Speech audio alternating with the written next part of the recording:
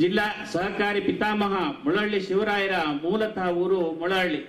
ಅದೇ ಹೆಸರಲ್ಲಿ ಸ್ಥಾಪಿತಗೊಂಡಿರುವ ಸಹಕಾರಿ ಸಂಘ ಮೊಳಹಳ್ಳಿ ವ್ಯವಸಾಯ ಸೇವಾ ಸಹಕಾರಿ ಸಂಘ. ಅದರ ಪ್ರಧಾನ ಕಚೇರಿಯ ನೂತನ ಕಟ್ಟಡ ಸಹಕಾರ ಸಾನ್ನಿಧ್ಯ ಉದ್ಘಾಟನೆ ಆಗಮಿಸಿದ ತಮ್ಮೆಲ್ಲರನ್ನು ಮೊದಲಾಗಿ ಸ್ವಾಗತಿಸುತ್ತಾ, ಮೊಳಹಳ್ಳಿ ವ್ಯವಸಾಯ ಸೇವಾ ಸಹಕಾರಿ ಸಂಘ ಸುದೀರ್ಘ ಇತಿಹಾಸವನ್ನು ಹೊಂದಿ ತೀರಾ ಗ್ರಾಮೀಣ ಭಾಗದ ಎಲ್ಲ ಜನರ ಈ ಸಂಘವು ಕೃಷಿ ಕ್ಷೇತ್ರಕ್ಕೆ ಮತ್ತು ರೈತರಿಗೆ, ಕೃಷಿ ಕಾರ್ಮಿಕರಿಗೆ ಆದ್ಯತೆಯನ್ನು ನೀಡಿ ಕೆಲಸವನ್ನ ಮಾಡುತ್ತಿದೆ. ರೈತರ ಸರ್ವತೋಮುಖ ಅಭಿವೃದ್ಧಿಯಲ್ಲಿ ಸಂಘವು ಪ್ರಮುಖ ಪಾತ್ರವನ್ನು ವಹಿಸುತ್ತಿದೆ. ಹಾರ್ದಳ್ಳಿ ಮಂಡಳಿ, ಹಳ್ಳಾಡಿ ಹರ್ಕಾಡಿ, ಮೊಳಹಳ್ಳಿ, ಹುಮ್ಮಾಡಿ ಮಂಡಾಡಿ, ಯಡಾಡಿ ಮತ್ಯಾಡಿ, ಹೆಸ್ಕತ್ತೂರು ಗ್ರಾಮಗಳ ವ್ಯಾಪ್ತಿಯನ್ನು ಈ ಸಂಘವು ಹೊಂದಿದೆ. ಈ ಎಲ್ಲ ಗ್ರಾಮಗಳಲ್ಲಿ 1920ರ ಆಸುಪಾಸಿನಲ್ಲಿ ಸಹಕಾರಿ ಚಳವಳಿ ಆರಂಭಗೊಂಡಿತು. ಹಾರ್ದಳ್ಳಿ ಮಂಡಳಿಯಲ್ಲಿ 1922ನೇ ಇಸ್ವಿಯಲ್ಲಿ ಹಾರ್ದಳ್ಳಿ ಮಂಡಳಿ ಸರ್ವಿಸ್ ಕೋಆಪರೇಟಿವ್ ಸೊಸೈಟಿ ಆರಂಭಗೊಂಡು ಸಹಕಾರ ಕ್ಷೇತ್ರದಲ್ಲಿ ಗುರುತಿಸಿಕೊಂಡಿದೆ. 1949ನೇ ಇಸ್ವಿಯಲ್ಲಿ ಮೊಳಹಳ್ಳಿ ಗ್ರಾಮದಲ್ಲಿ ಮೊಳಹಳ್ಳಿ ಸರ್ವಿಸ್ ಕೋಆಪರೇಟಿವ್ ಸೊಸೈಟಿ ಆರಂಭಗೊಂಡಿತು. 1956ನೇ ಇಸ್ವಿಯಲ್ಲಿ ಯಡಾಡಿ ಮತ್ಯಾಡಿ ಸರ್ವಿಸ್ ಕೋಆಪರೇಟಿವ್ ಸೊಸೈಟಿ ಆರಂಭಗೊಂಡಿತು. ಸರ್ವರು ಸಹಕಾರ ಕ್ಷೇತ್ರವನ್ನು ಬೆಳೆಸಬೇಕು ಎಂಬ ನಿಟ್ಟಿನಲ್ಲಿ ಈ ಎಲ್ಲ ಸಹಕಾರ ಸಂಘಗಳನ್ನು ಒಂದು ಮಾಡಿ 1976ರಲ್ಲಿ ಹಾರ್ದಳ್ಳಿ ಮಂಡಳಿ, ಯಡಾಡಿ ಮತ್ಯಾಡಿ, ಮೊಳಹಳ್ಳಿ ಈ ಎಲ್ಲ ಸಹಕಾರ ಸಂಘಗಳನ್ನು ಸೇರಿಸಿ ಮೊಳಹಳ್ಳಿ ವ್ಯವಸಾಯ ಸೇವಾ ಸಹಕಾರಿ ಸಂಘವನ್ನು ಪ್ರಾರಂಭಿಸಿ ಇದರ ಪ್ರಧಾನ ಕಚೇರಿಯನ್ನು ಬಿಕ್ಕಲ್ಕಟ್ಟೆಯಲ್ಲಿ ಇರುವಂತೆ ಮಾಡಲಾಯಿತು. ಮೊಳಹಳ್ಳಿ ವ್ಯವಸಾಯ ಸೇವಾ ಸಹಕಾರಿ ಸಂಘವು ಬಿಕ್ಕಲ್ಕಟ್ಟೆಯಲ್ಲಿ ಪ್ರಧಾನ ಕಚೇರಿಯನ್ನು ಹೊಂದಿ ಮೊಳಹಳ್ಳಿ, ಹಳ್ಳಾಡಿ, ಹುಣಸೆಮಕ್ಕಿಯಲ್ಲಿ ಶಾಖೆಗಳನ್ನು ಮತ್ತು ಯಡಾಡಿ ಮತ್ಯಾಡಿಯಲ್ಲಿ ಮಾರಾಟ ಶಾಖೆಯನ್ನು ಹೊಂದಿದೆ. ಇದೀಗ ಪ್ರಧಾನ ಕಚೇರಿಗೆ ನೂತನ ಕಟ್ಟಡ ರಚನೆಯಾಗಿದ್ದು ಇದು ಇಂದು ಲೋಕಾರ್ಪಣೆಗೊಂಡಿದೆ. ಮೊಳಹಳ್ಳಿ ವ್ಯವಸಾಯ ಸೇವಾ ಸಹಕಾರಿ ಸಂಘವು 4/9/1976ರಲ್ಲಿ ಬಿಕ್ಕಲ್ಕಟ್ಟೆಯಲ್ಲಿ ಪ್ರಧಾನ ಕಚೇರಿ ಮಾಡಿಕೊಂಡು ತನ್ನ ಸದಸ್ಯರಿಗೆ ಸೇವೆ ನೀಡುತ್ತಾ ಬಂದಿತು. ವ್ಯಾಪ್ತಿಯ ಎಲ್ಲ ಸಂಘಗಳು ವಿಲೀನವಾಗಿ ಹೊಸತಾಗಿ ಕಾರ್ಯನಿರ್ವಹಿಸಲು ಆರಂಭಿಸಿದ ಹೊತ್ತಿಗೆ ಸಂಘವು 45,000 ನಷ್ಟವನ್ನು ಹೊಂದಿತ್ತು. 1,03,240 ಷೇರು ಬಂಡವಾಳ, 6,04,000 ದುಡಿಯುವ ಬಂಡವಾಳ, 5,54,000 ಸಾಲವನ್ನು ಹೊಂದಿತ್ತು. 43,000 ರೂಪಾಯಿಗಳ ಠೇವಣಿಯನ್ನು ಸಂಗ್ರಹಿಸಿತ್ತು. ಒಟ್ಟು 1,581 ಸದಸ್ಯರನ್ನು ಒಳಗೊಂಡಿತ್ತು. ಆ ಸಂದರ್ಭದಲ್ಲಿ ಠೇವಣಿ ಇರಲಿಲ್ಲ. ಜಿಲ್ಲಾ ಬ್ಯಾಂಕಿನ ನೆರವಿನೊಂದಿಗೆ ನಾವು ಸಾಲವನ್ನು ಕೊಡುತ್ತಿತ್ತು. ಗ್ರಾಮೀಣ ಪ್ರದೇಶದಲ್ಲಿ ಗುರುತಿಸಿಕೊಂಡು ಬೆಳೆಯುತ್ತಾ ಬಂದ ಸಹಕಾರಿ ಸಂಘ ಪ್ರಸ್ತುತ 7,000ಕ್ಕೂ ಮಿಕ್ಕಿ ಸದಸ್ಯರನ್ನು ಹೊಂದಿದೆ. 2 ಕೋಟಿಗೂ ಮಿಕ್ಕಿ ಪಾಲು ಬಂಡವಾಳವನ್ನು ಹೊಂದಿದೆ. 40 ಕೋಟಿಗೂ ಮಿಕ್ಕಿ ಠೇವಣಿಯನ್ನು ಹೊಂದಿದೆ. ಸದಸ್ಯರಿಗೆ 50 ಕೋಟಿಗೂ ಮಿಕ್ಕಿ ಸಾಲವನ್ನು ವಿತರಿಸಿದೆ. 75 ಲಕ್ಷಕ್ಕೂ ಮಿಕ್ಕಿ ಲಾಭವನ್ನು ಹೊಂದಿದ್ದು ಅಡಿಕ್ಟ್ ವರ್ಗೀಕರಣದಲ್ಲಿ ಎ ತರಗತಿಯನ್ನು ಹೊಂದಿದೆ. ಸಂಘದ ವ್ಯಾಪ್ತಿಯಲ್ಲಿ 123 ಸ್ವಸಹಾಯ ಗುಂಪುಗಳಿದ್ದು 5 ರೈತ ಕೂಟಗಳಿವೆ. ನಿರಂತರವಾಗಿ ಪ್ರಗತಿ ಕಾಣುತ್ತಲೇ ಬಂದ ಈ ಸಹಕಾರಿ ಸಂಘ ಮೊಳಹಳ್ಳಿ, ಹಳ್ಳಾಡಿ ಹರ್ಕಾಡಿ, ಯಡಾಡಿ ಮತ್ಯಾಡಿಯಲ್ಲಿ ಸಂಘ ಸ್ವಂತ ಕಟ್ಟಡದಲ್ಲಿ ಕಾರ್ಯನಿರ್ವಹಿಸುತ್ತಿದೆ. ಹುಣಸೆಮಕ್ಕಿಯಲ್ಲಿ ಮಾತ್ರ ಬಾಡಿಗೆ ಕಟ್ಟಡದಲ್ಲಿ ಕಾರ್ಯನಿರ್ವಹಿಸುತ್ತಿದೆ. ಈ 3 ಮೊಳಹಳ್ಳಿಯಲ್ಲಿ ದಿವಂಗತ ಜಯರಾಮ ಹೆಗಡೆಯವರು ಸ್ಥಳವನ್ನು ದಾನ ಮಾಡಿದರು. ಹಳ್ಳಾಡಿಯಲ್ಲಿ ಗಣಪತಿ ಭಟ್ರು ಸ್ಥಳವನ್ನು ದಾನ ಮಾಡಿದ್ದಾರೆ. ಹಾಗೆ ಬಿಕ್ಕಲ್ಕಟ್ಟೆಯಲ್ಲಿ ಭುಜಂಗ ಶೆಟ್ಟಿಯವರು ಸ್ಥಳವನ್ನು ದಾನವಾಗಿ ಕೊಟ್ಟಿದ್ದರು. ಹುಣಸೆಮಕ್ಕಿಯಲ್ಲಿ ಮಾತ್ರ ಬಾಡಿಗೆ ಕಟ್ಟಡ ಇದ್ದು 3 ಶಾಖೆಗಳನ್ನು 500 ಟನ್ ಸಾಮರ್ಥ್ಯದ ಗೋದಾಮನ್ನು ಹೊಂದಿರುತ್ತದೆ. ಪ್ರಧಾನ ಕಚೇರಿಯನ್ನು 1 ಕೋಟಿ ವೆಚ್ಚದಲ್ಲಿ ನಿರ್ಮಾಣ ಮಾಡಲಾಗಿದೆ. ಗೋದಾಮು, ಪ್ರಧಾನ ಕಚೇರಿ, ಸಭಾಂಗಣ ನಿರ್ಮಿಸಲಾಗಿದ್ದು ಸಂಪೂರ್ಣ ಹವಾನಿಯಂತ್ರಿತವಾಗಿದೆ.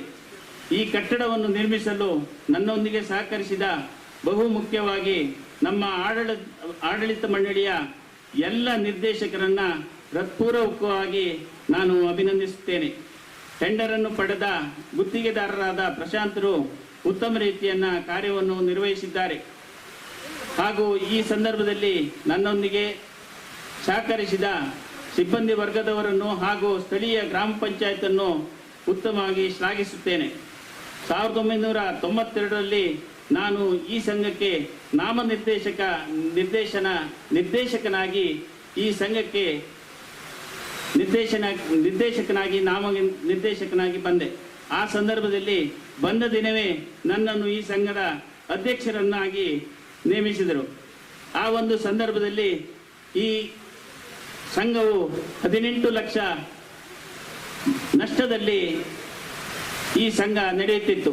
ಮುಂದಿನ ದಿನಗಳಲ್ಲಿ ನಾವು ಹಲವು ಬೇರೆ ಬೇರೆ ರೀತಿಯ ಕಾರ್ಯಕ್ರಮಗಳನ್ನು ಮಾಡಿ ಸಾಲವನ್ನು ವಿತರಿಸಿ ದಿನದಿಂದ ದಿನಕ್ಕೆ ಲಾಭವನ್ನು ಪಡೆಯುತ್ತಾ ಈಗ ಪ್ರತಿ ವರ್ಷ 50 ರಿಂದ 70 ಲಕ್ಷದ ತನಕ ಲಾಭವನ್ನು ಪಡೆಯುತ್ತಿದ್ದೇವೆ. ಹಾಗೂ ಉತ್ತಮವಾದ ಡಿವಿಡೆಂಡನ್ನು ನಮ್ಮ ಸದಸ್ಯರಿಗೆ ನೀಡುತ್ತಿದ್ದೇವೆ ಎಂದು ಹೇಳಲು ನಾನು ಬಹಳ ಹರ್ಷಿತನಾಗಿದ್ದೇನೆ. ಇದಲ್ಲದೆ ಉತ್ತಮವಾದ ಪ್ರಧಾನ ಕಚೇರಿಯ ಕಟ್ಟಡವನ್ನು ಕಟ್ಟಲು ನನಗೆ ಸಹಕರಿಸಿದ ಹಾಗೂ ಎಲ್ಲ ನಮ್ಮ ಊರಿನ ಎಲ್ಲ ಸದಸ್ಯರನ್ನ ಹಾಗೂ ನನ್ನ ನಿರ್ದೇಶಕರನ್ನ ಎಲ್ಲರನ್ನು ಇನ್ನೊಮ್ಮೆ ನಾನು ಎಲ್ಲರಿಗೂ ವಂದನೆಗಳನ್ನು ತಿಳಿಸ್ತಾ ನನ್ನ ಮಾತುಗಳನ್ನು ಮುಗಿಸ್ತೇನೆ. ಜೈ ಹಿಂದ್. ಮಾಡಿದ್ದಾರೆ, ಉದ್ಘಾಟನೆ ಮಾಡಿಸಿದ್ರು, ಧನ್ಯವಾದ ಕೊಡ್ಲಿಕ್ಕೆ ನನಗೆ ಕಳಿಸ್ತಿದ್ರು ಕಡೆಗೆ. ಆದರೆ ಸಂಸ್ಥೆ ಒಳ್ಳೆದಿದೆ, ಶತಮಾನವನ್ನು ಉಳ್ಳಂಥ ಒಂದು ಸಂಸ್ಥೆ ಇದು. ಸುಮಾರು 1.25 ಕೋಟಿ ರೂಪಾಯಿ ವೆಚ್ಚದಲ್ಲಿ ಪ್ರಧಾನ ಕಚೇರಿಯನ್ನು ನಿರ್ಮಿಸಿ ಜನರಿಗೆ ಸೇವೆ ಕೊಡುವಂಥ ಕೆಲಸವನ್ನು ಮಾಡಿದ್ದಾರೆ. ನಾನು ಮೊದಲನೇದಾಗಿ ಘೋಷಣೆ ಮಾಡ್ತೇನೆ, ಒಂದು ಸಣ್ಣ ಜಾಗದಲ್ಲಿ ಎಲ್ಲ ವ್ಯವಸ್ಥೆಯನ್ನು ಹೊಂದಿಕೊಂಡು ಹವಾನಿಯಂತ್ರಿತವಾದಂಥ ವ್ಯವಸ್ಥೆಯಲ್ಲಿ ಈ ಕಟ್ಟಡವನ್ನು ಕಟ್ಟಿದ್ದಾರೆ. 1.25 ಕೋಟಿ ರೂಪಾಯಿ ವೆಚ್ಚ ನಮ್ಮ ಮಹೇಶ್ ಅವರು ಎಲ್ಲ ಅವರ ಸಂಘಟಕರು ಮಾಡಿದ್ದಾರೆ. ಅವರಿಗೆ ನಾವು 10 ಲಕ್ಷ ರೂಪಾಯಿಯ ನೆರವನ್ನು ಕೊಡಲಿಕ್ಕೆ ಮೊದಲಿಗೆ ಬಯಸ್ತೇವೆ. ಅದೇ ರೀತಿಯಾಗಿ ನಮ್ಮ ಶಾಸಕರಾದಂಥ ಕಿರಣ್ ಕೊಡ್ಗೆಯವರು ಒಂದು ಮಾತು ಹೇಳಿದರು, ನೀವು ನಿಬಡ್ಡಿ ಸಾಲ 3 ಲಕ್ಷದಿಂದ 5 ಲಕ್ಷ ಕೊಡಬೇಕು, 3 ಲಕ್ಷ ರೂಪಾಯಿ 3 ಲಕ್ಷ ಬಡ್ಡಿ ದರದ ಸಾಲವನ್ನು 15 ಲಕ್ಷದಿಂದ 10 ಲಕ್ಷದಿಂದ 15 ಲಕ್ಷಕ್ಕೆ ಕೊಡಬೇಕು ಅನ್ನುವಂಥದ್ದು. ಈಗಾಗಲೇ ಸಹಕಾರಿ ಕ್ಷೇತ್ರದಲ್ಲಿ ನೀಡುವಂಥ ಏನು ಸೇವೆ ಇದೆ ಇದಕ್ಕೆ ನಮಗೆ 1.5% ಕೈಯಿಂದ ಹೋಗ್ತದೆ ನಿಬಡ್ಡಿ ಸಾಲದಲ್ಲಿ ಮತ್ತು 3% ಸಾಲದಲ್ಲಿ. ಸರ್ಕಾರ ಕೊಡುವಂತಹ ಸಾಲವನ್ನು 3 ವರ್ಷದಿಂದ ಬಾಕಿ ಇದೆ, ಇನ್ನೂ ಕೊಡಲಿಲ್ಲ. ಇನ್ನೂ ಮುಂದಕ್ಕೆ ಹೋಗಿ ಹೇಳ್ತೇನೆ, ಈ ಸರ್ಕಾರ 1 ರೂಪಾಯಿ ಠೇವಣಿಯನ್ನು ನಮ್ಮ ಬ್ಯಾಂಕ್ನಲ್ಲಿ ಇಡುವುದಿಲ್ಲ. ನಮ್ಮ ಪ್ರಾಥಮಿಕ ಪತ್ತಿನ ಸಹಕಾರಿ ಸಂಘದಲ್ಲಿ ಒಂದು ಗ್ರಾಮ ಪಂಚಾಯತಿಯ ಅಕೌಂಟನ್ನು ತೆಗೆಯುವುದಿಲ್ಲ. ಕೆಲಸ ಮಾಡಲಿಕ್ಕೆಲ್ಲ ನಾವು ಬೇಕು, ಅವರ ಹಣ ಎಲ್ಲ ಕೊಂಡೋಗಿ ಇಡುವುದು, ಚೆಕ್ ಇಲ್ಲದೆ ದುಡ್ಡು ಟ್ರಾನ್ಸ್ಫರ್ ಮಾಡ್ತಾರಲ್ಲ, ಪೇಪರ್ನಲ್ಲಿ ಬಂದಿದೆಲ್ಲ ನಿನ್ನೆ ಮೊನ್ನೆ, ಚೆಕ್ ಇಲ್ಲದೆ ದುಡ್ಡು ಟ್ರಾನ್ಸ್ಫರ್ ಮಾಡ್ತಾರೆ ದೊಡ್ಡ ಬ್ಯಾಂಕ್ನವರು. ನಾವು ಹಾಗೆ ಮಾಡೋದಿಲ್ಲ. ಯಾಕೆ ಈ ಮಾತನ್ನು ಹೇಳ್ತಾರೆ ಅಂದರೆ, ಸೇವೆ ಮಾಡಲಿಕ್ಕೆ ಬೇಕು ಸಹಕಾರಿ ಕ್ಷೇತ್ರ, ದುಡ್ಡಿಗೆ ಬೇಕು ಹಿಡಿಸುವವರು ಬ್ಯಾಂಕ್. ಇವತ್ತು ವಾಣಿಜ್ಯ ಬ್ಯಾಂಕ್, ನಮ್ಮ ಸಹಕಾರಿ ಬ್ಯಾಂಕ್ನಲ್ಲಿ ಹೋದರೆ ನಿಮಗೆ ಭಾಷೆ ಬರುವವರು, ನಿಮ್ಮ ಸಂಸ್ಕೃತಿ ಬರುವವರು, ಎಲ್ಲವನ್ನು ಕೆಲಸ ಮಾಡುವವರು ಅಲ್ಲಿ ಇದ್ದಾರೆ. ವಾಣಿಜ್ಯ ಬ್ಯಾಂಕಿಗೆ ಹೋದರೆ ಭಾಷೆ ಬಾರದವರು ಎಪ್ಪಡಿ ಎಲ್ಲ ಮುಂದೆ ಈ ಹೆಂಗಸರಿಗಂತೂ ಕೂತ್ಕೊಳ್ಳಿಕ್ಕೆ ಹೇಳುವುದಿಲ್ಲ.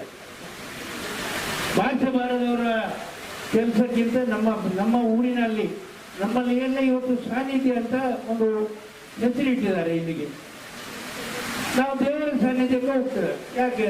ನಮ್ಮೆಲ್ಲ ಬೇಡಿಕೆಗಳನ್ನು ಈಡೇರಿಸುವಂತ ಕೈ ಮುಗಿದು ದೇವರಲ್ಲಿ ಪ್ರಾರ್ಥನೆ ಮಾಡ್ತೇವೆ, ದೇವರ ಸಾನ್ನಿಧ್ಯಕ್ಕೆ ಹೋಗ್ತೇವೆ.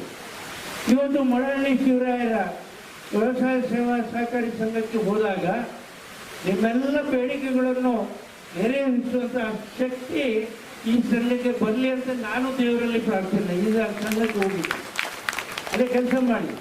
ನಿಮಗೆ ಈಗ ಯಾರಿಗಾದ್ರೂ ಮದುವೆಗೆ ದುಡ್ಡು ಬೇಕಾಗಿದ್ರೆ ಮಕ್ಕಳ ಮದುವೆಗೆ ಯಾವ ಬ್ಯಾಂಕಿನಲ್ಲಿ ಕೊಡ್ತಾರೆ ಹೇಳಿ? ಆ ಭಾಷೆ ಬಾರದವರು ಬ್ಯಾಂಕಿಗೆ ನಿಲ್ತಾರೆ. ಅಲ್ಲಿ ಇದು ಸಂಸ್ಕೃತಿ ಗೊತ್ತಿದ್ದವರು ನಾವು ಸಹಕಾರಿ ಸಂಸ್ಥೆಗಳು. ಸಹಕಾರಿ ಸಂಸ್ಥೆಯಲ್ಲಿ ಹೋದ್ರೆ ನಿಮ್ಮೆಲ್ಲ ಅಗತ್ಯತೆಗಳನ್ನು ಪೂರೈಸುವಂಥ ಶಕ್ತಿ ಇರುವುದಿದ್ರೆ ಅದು ಸಹಕಾರಿ ಸಂಘ. ಇವತ್ತು 100 ವರ್ಷಗಳ ಇತಿಹಾಸ ಇರುವಂಥ ಈ ಸಂಸ್ಥೆ ಸುಮಾರು 40 ಕೋಟಿಯಷ್ಟು ಠೇವಣಿ ಕೊಂಡು 50 ಕೋಟಿಯಷ್ಟು ಸಾಲವನ್ನು ನೀಡಿದ್ದಾರೆ, ಲಾಭದಲ್ಲಿದೆ. ನಾನು ನಮ್ಮ ಮಹೇಶ್ ಹೆಗ್ಡೆಯವರಿಗೆ ಒಂದು ಗುರಿಯನ್ನು ಕೊಡ್ತೇನೆ. ಬರುವ ವರ್ಷ ನೀವು 1 ಕೋಟಿ ಲಾಭ ಮಾಡಿದರೆ ಮಹಾಸಭೆಯಲ್ಲಿ 1 ಪವನ್ ಬಂಗಾರ ಕೊಟ್ಟು ನಿಮ್ಮನ್ನು ಸನ್ಮಾನ ಮಾಡ್ತೇನೆ. 1 ಕೋಟಿ ಲಾಭ ಮಾಡಬೇಕು ನೀವು. ಯಾಕಂದರೆ ಕಾಂಪಿಟೇಷನ್ ಯುಗ, ಇಲ್ಲಿ ಸ್ಪರ್ಧಾತ್ಮಕ ಯುಗದಲ್ಲಿ ನಾವು ಜನರ ಸೇವೆ ಮಾಡಲಿಕ್ಕೆ 6 ಗ್ರಾಮ ಇದೆ. ನಿಮಗೆ 6 ಗ್ರಾಮದಲ್ಲಿ ಕೆಲಸ ಮಾಡ್ತಾ ಇದ್ದೀರಿ. 6 ಗ್ರಾಮದಲ್ಲಿ ಕೆಲಸ ಮಾಡುವಾಗ ಜನರ ವಿಶ್ವಾಸವನ್ನು ಗಳಿಸಿದೆ. ಇವತ್ತು ನೋಡಿ, ನಿಮ್ಮಲ್ಲಿ 157 ನವೋದಯ ಗುಂಪುಗಳಿವೆ. ಮಹಿಳೆಯರು ಎಷ್ಟು ನೀಟಾಗಿ ಬಂದು ಕೂತ್ಕೊಂಡಿದ್ದಾರೆ.